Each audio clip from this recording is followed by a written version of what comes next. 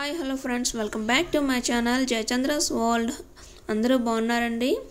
ఓం నమః శివాయ.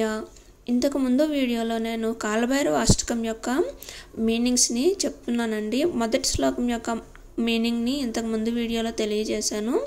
ఈ వీడియోలో రెండవ మరియు మూడవ శ్లోకం యొక్క అర్థాలను తెలుసుకుందాం. నేను చేసే వీడియోలు మీకు హెల్ప్ఫుల్గా ఉంటే దయచేసి నా ఛానల్ని సబ్స్క్రైబ్ చేసుకోండి. నా ఛానల్ రెగ్యులర్గా ఫాలో అవ్వండి. మేము ఓం నమః శివాయ అని కామెంట్ చేయండి. మనం ఈరోజు రెండవ శ్లోకం యొక్క అర్థాన్ని తెలుసుకుందాం. కాలభైరవ అష్టకంలో రెండవ శ్లోకం వచ్చేసి భానుకోటి భాస్వరం భవబ్ది తారకం పరం నీలకంఠ మిప్సితార్థదాయకం త్రిలోచనం కాలకాల మంబుజాక్ష మక్షశూలమక్షరం కాశికా పురాదినాథ కాలభైరవం భజే. ఇంకోసారి చెప్తా చూడండి. భానుకోటి భాస్వరం భవబ్ది తారకం పరం నీలకంఠ మిప్సితార్థదాయకం త్రిలోచనం కాలకాల మంబుజాక్ష మక్షశూలమక్షరం కాశికాపురాదినాథ కాలభైరవం భజే. ఇది రెండవ శ్లోకం అండి. ఈ శ్లోకం యొక్క అర్థాన్ని ఇప్పుడు మనం తెలుసుకుందాం. అనేక సూర్యుల తేజస్సు కలవాడును, జనన మరణ చక్రం నుంచి దాటించి మోక్షాన్ని ఇచ్చేవాడు, అదేవిధంగా నల్లని కంఠము కలవాడు, కోరిన కోరికలను తీర్చేవాడు, మూడు కన్నులు కలవాడు అయిన కాశీక్షేత్ర పాలకుడు. కాశీక్షేత్ర పాలకుడు అంటే ఎవరండి? కాలభైరవుడే కదా. కాశీక్షేత్ర పాలకుడు అయిన కాలభైరవుడికి నేను నమస్కరిస్తున్నాను. ఇదండి రెండవ శ్లోకము మరియు దాని అర్థము. మనము డైలీ చాలా శ్లోకాలను చదువుతూనే ఉంటాము, కానీ దాని యొక్క మీనింగ్స్ మనకు చాలా వరకు తెలియదు. వాటి మీనింగ్స్ని తెలుసుకునే చిన్న ప్రయత్నమేనండి నా ఈ వీడియోస్. నాకు తెలిసినంత వరకు కొన్ని వీడియోస్ని, శ్లోకాస్, వాటి యొక్క వీడియోస్ని చాలా వరకు పోస్ట్ చేయాలనుకుంటున్నాను. మీ అందరి ఎంకరేజ్మెంట్ నాకు ఉంటుందని మనస్ఫూర్తిగా కోరుకుంటున్నానండి. దయచేసి నా వీడియోస్ని లైక్ చేయండి, షేర్ చేయండి. ఈ వీడియోస్ మీకు చాలా హెల్ప్ఫుల్గా ఉంటాయని నేను అనుకుంటున్నానండి. ఇప్పుడు మూడవ శ్లోకం యొక్క అర్థాన్ని తెలుసుకుందాం.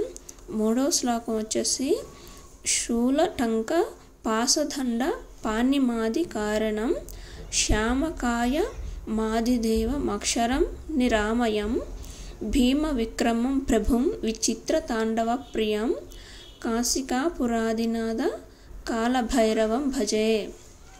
శూలటంక పాశదండ పాణిమాది కారణం శ్యామకాయ మాదిదేవ మక్షరం నిరామయం భీమ విక్రమం ప్రభుం విచిత్ర తాండవ ప్రియం కాశికాపురాదినాథ కాలభైరవం భజే.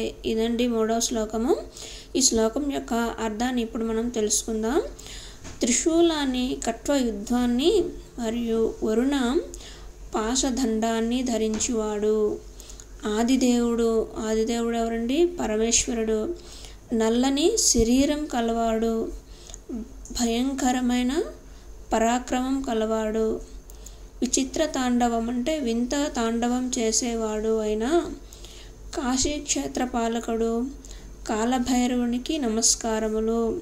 త్రిశూలాన్ని, కట్వయుద్ధాన్ని, వరుణపాశదండాన్ని ధరించేవాడండి ఎవరు? కాలభైరవుడు. అదేవిధంగా ఆదిదేవుడు అంటే, ఆది అంటే మొట్టమొదటి దేవుడు, నల్లని శరీరం కలవాడు, భయంకరమైన పరాక్రమం కలవాడు అయినటువంటి కాలభైరవుడికి నేను నమస్కరిస్తున్నాను. కాశీక్షేత్ర పాలకుడు అయినటువంటి కాలభైరవుడికి నేను నమస్కరిస్తున్నాను అని ఈ రెండవ శ్లోకము మరియు మూడవ శ్లోకం యొక్క అర్థం అండి. ఈ శ్లోకాల యొక్క మీనింగ్స్ మీకు అర్థమైనట్లయినా, నచ్చినట్లయినా సరే మీకు కొంచెమైనా హెల్ప్ఫుల్గా ఉంటాయని నేను అనుకుంటున్నానండి. మనం శ్లోకాలను చదివినప్పుడు వాటి మీనింగ్స్ తెలుసుకొని చదవడం వల్ల ఆ శ్లోకం యొక్క పాజిటివ్ ఎనర్జీ అనేది మనకు వస్తుంది. ఏదైనా భక్తితో, నమ్మకంతో చేసినట్లయితే అది మరింత ఫలితాన్ని ఇస్తుందండి. Thank you for watching. Subscribe చేసుకోండి.